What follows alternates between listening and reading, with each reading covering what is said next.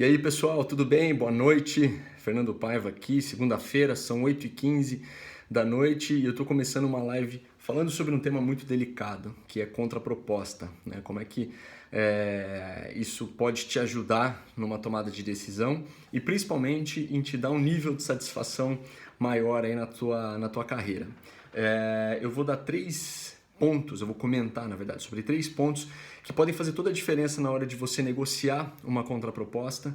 E eu estou entrando, na verdade, num tema específico dentro desse mundo contra-offer, né, contraproposta, que é quando você recebe uma proposta de uma empresa, você está participando de um processo seletivo e você, na verdade, entra numa negociação, ou seja, você devolve essa proposta para a empresa e entra numa fase de ajustar algum ponto ou outro que não te deixou satisfeito. Só para exemplificar como que isso influencia a tua vida. Então imagina a seguinte situação, você participou de um processo seletivo, às vezes um processo longo que exigiu aí que você se deslocasse para a empresa, conversasse com vários executivos, fizesse aí uma série de entrevistas locais e até internacionais, isso é super normal, ainda mais hoje, ainda mais nas empresas multinacionais, que você pelo menos participe de uma etapa via Skype ou via videoconferência, que seja. E aí chegou na etapa final, foi o candidato escolhido, recebeu a proposta, só que aí vem aquela notícia que não é tão agradável, a proposta não está de acordo com as suas expectativas, ou seja, está fora daquilo que você imaginava como um próximo passo de carreira. E o que é muito comum, muitas pessoas nessa hora simplesmente desistem, falam não, obrigado, não é isso que eu quero, e eu acredito que isso é uma super perda de oportunidade, porque às vezes em alguns pequenos ajustes essa proposta pode se tornar interessante para você. Uma outra coisa que também é super comum de acontecer, muita gente acaba aceitando a proposta mesmo estando abaixo daquilo que ela estava imaginando ou não estando de acordo com alguns pontos, entra na empresa de uma forma insatisfeita, não está 100% feliz com aquilo que foi negociado e aí aquilo, no fim das contas, atrapalha também o próprio desempenho desse profissional. O que poderia ser uma excelente oportunidade para a carreira acaba sendo um problema. E esse profissional muitas vezes entra já olhando para fora. Isso é super comum. Pessoas que passam tempo curto na empresa, quando você vai lá e investiga dentro da sala de entrevista, uma grande chance de acontecer é isso, né? Uma proposta não adequada com as expectativas e isso de repente acaba fazendo o profissional olhar para fora e saindo num período mais rápido.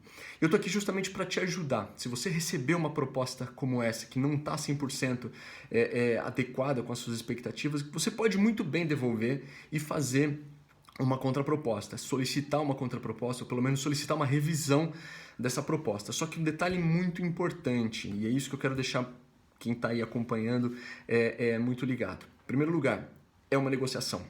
E é uma negociação com uma empresa que você está começando um relacionamento. Então, alguns pontos muito importantes para você ter em mente. Cuidado, né? Tenha muita cautela. E a primeira dica que eu dou é comunicação, amigo. Se você está buscando fazer uma contraproposta, se você está buscando fazer uma negociação para entrar num valor mais adequado com as suas expectativas, o primeiro ponto é justamente a forma de você comunicar isso para a empresa.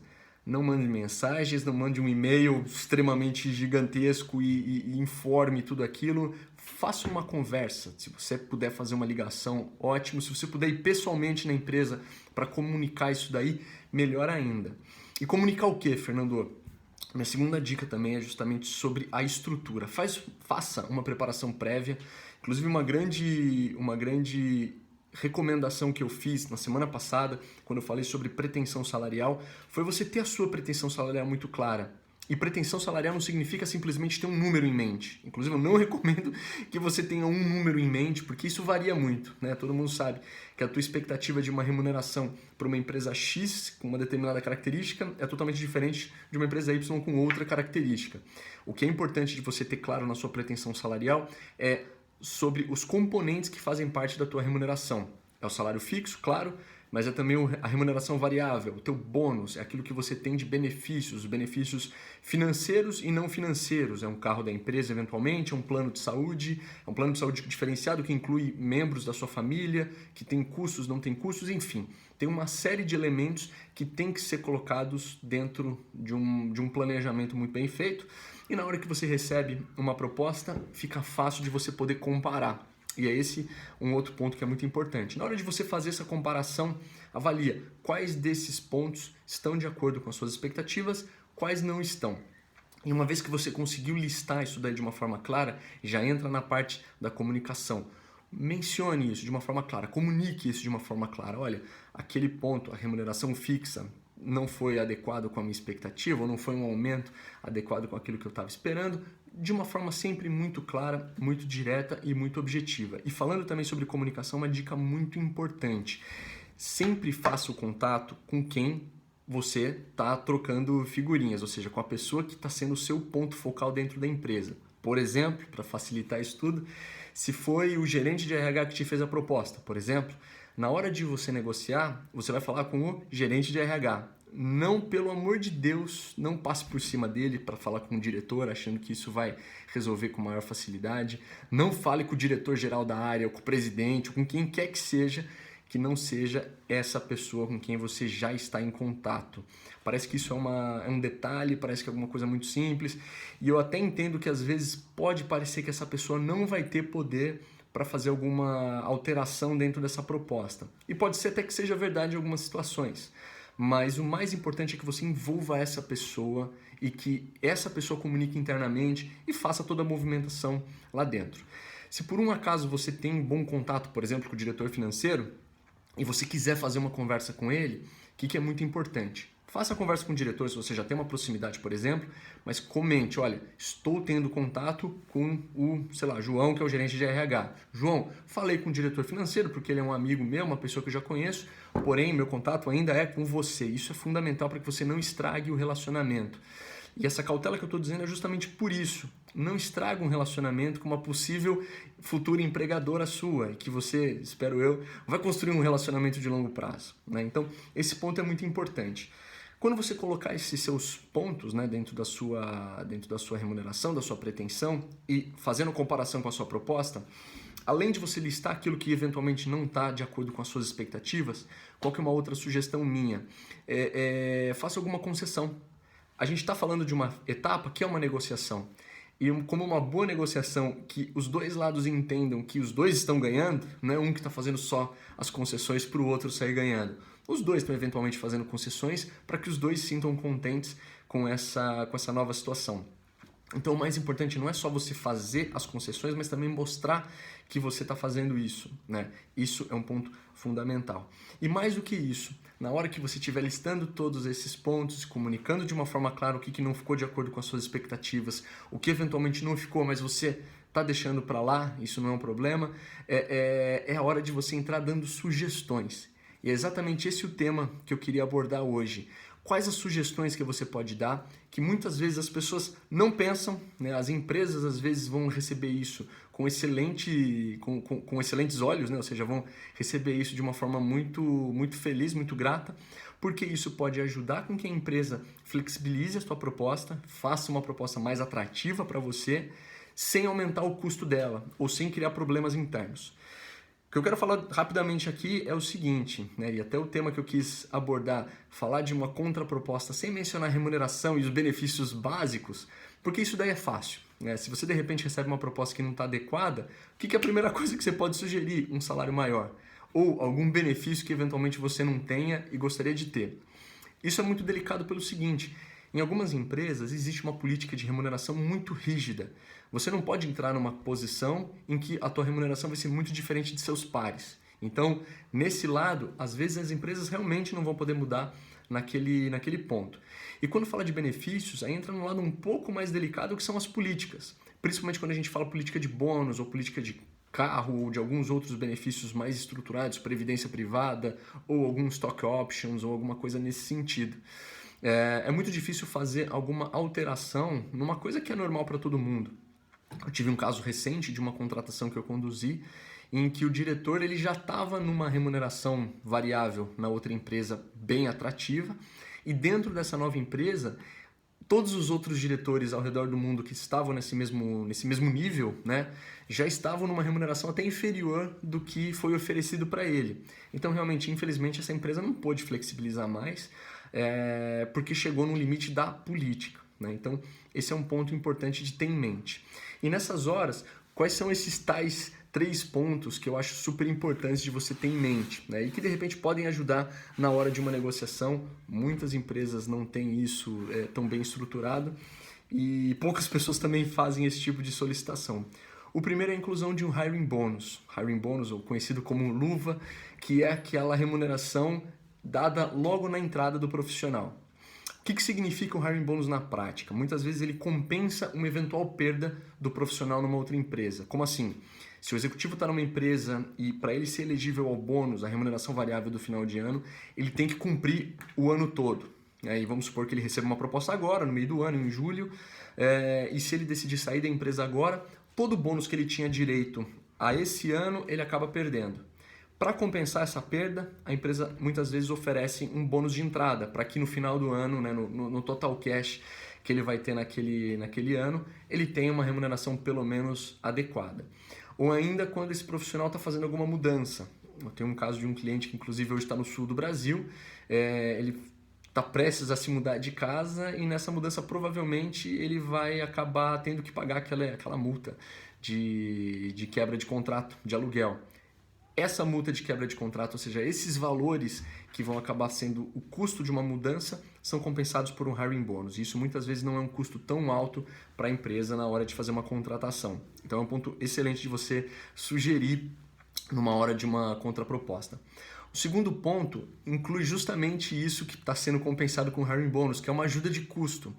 Muitas vezes as empresas têm flexibilidade para incluir determinadas ajudas de custo que na prática não oneram a folha de pagamento, entram como benefícios, ou seja, como despesas, e para o profissional, né, para o funcionário que está recebendo isso, pode ter um diferencial enorme.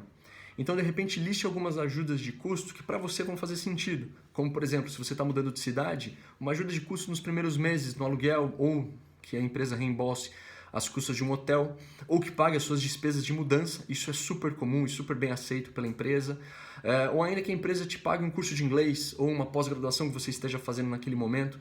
Coisas que no final do dia vão impactar no teu bolso, né? E pode ser que a tua remuneração não mude, mas essa ajuda de custo no final do dia vai fazer que a tua conta vai bater com muito mais facilidade.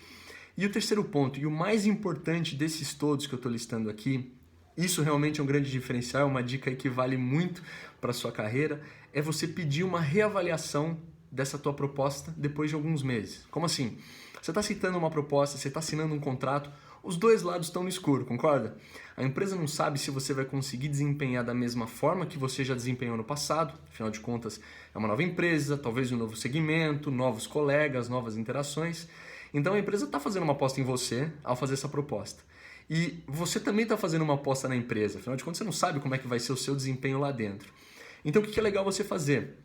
Comunica com a empresa, combina que depois de alguns meses, 3 meses, 6 meses, 9 meses, 1 ano, sei lá quando, vocês vão sentar, reavaliar a sua performance e verificar se existe a possibilidade de ter uma nova negociação. Ou seja, se hoje você entrou com uma remuneração X, não tem problema se a empresa não puder flexibilizar na sua entrada.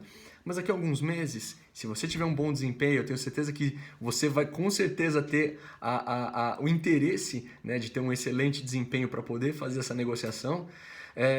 Você vai poder reavaliar se a tua remuneração está adequada ou se eles podem fazer algum ajuste compensando, né, ou então até premiando o resultado que você teve nesses primeiros meses. Isso é uma dica muito interessante.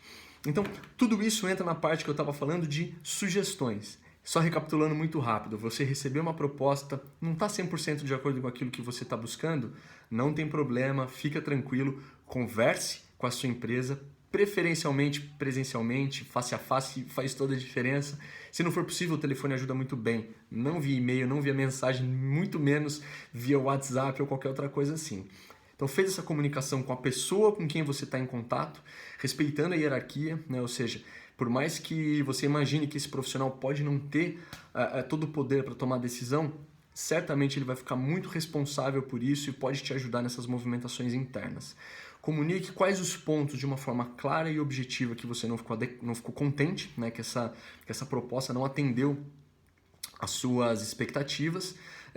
E por fim, liste esses pontos e liste as sugestões que você pode ter. Esses 3 exemplos que eu dei são muito interessantes. O hiring bônus, ajuda de custo e uma possível reavaliação. O Fred aqui fez até uma pergunta interessante. Hiring ou retention bonus? Para quem não sabe isso, retention bonus é muito comum em algumas empresas que se o profissional é demitido ou pede demissão, ele é compensado de alguma forma. Fred, essa é uma outra alternativa ainda que é muito interessante. Não é tão comum quanto o hiring bonus. Hiring bonus é às vezes mais fácil de você conseguir esse benefício. O retention bonus é muito comum em posições altas e posições estratégicas e garante que o profissional consiga ter um desempenho, consiga ter, digamos, um mandato dentro da empresa e cumprir tudo aquilo que ele está planejando fazer. Mas é um excelente ponto. Seria talvez até um quarto elemento, né? Um quarto ponto para poder incrementar dentro de uma possível sugestão. Na hora que você colocar essas sugestões, uma dica também muito importante. Não recomendo que você dê um valor. E depois eu posso até explicar isso num outro dia, num outro vídeo, mas não dê um valor diretamente porque as empresas em geral trabalham com faixas de remuneração. Dificilmente não, quase nunca trabalham com valor fechado. Ninguém nunca vai falar que a minha posição paga, sei lá, 10 mil reais de remuneração fixa. Normalmente paga uma faixa, geralmente de 80% a 120% de uma mediana. E o problema de você dar um valor especificamente é que aquilo pode ir contra você. Se você pede um valor muito baixo, você poderia até ter uma proposta melhor dentro dessa mesma faixa, só que tua expectativa sendo menor, você vai acabar ficando naquele valor menor e talvez você não tenha o ganho que você poderia ter. Se você, por outro lado, fala um valor muito grande, supondo que você fale um valor acima do que seria o limite dessa faixa, a empresa muitas vezes pode ter receio de você não aceitar a proposta e até evita fazer uma nova proposta a você, acaba até te eliminando do processo. Então isso pode ser um risco para você nas duas situações. O que eu sempre recomendo? Menciona, olha, esse valor determinado que você me passou não está de acordo com as minhas expectativas, justifique os motivos de uma forma clara e, principalmente, uma dica importante, componha essa sua remuneração. Nunca fale de um ponto sozinho. Fale de um ponto junto com o outro. Uma remuneração fixa junto com variável, junto com algum benefício, junto com alguma ajuda de custo, junto com uma remuneração de longo prazo. Compondo tudo isso, faz muito mais sentido você poder brigar.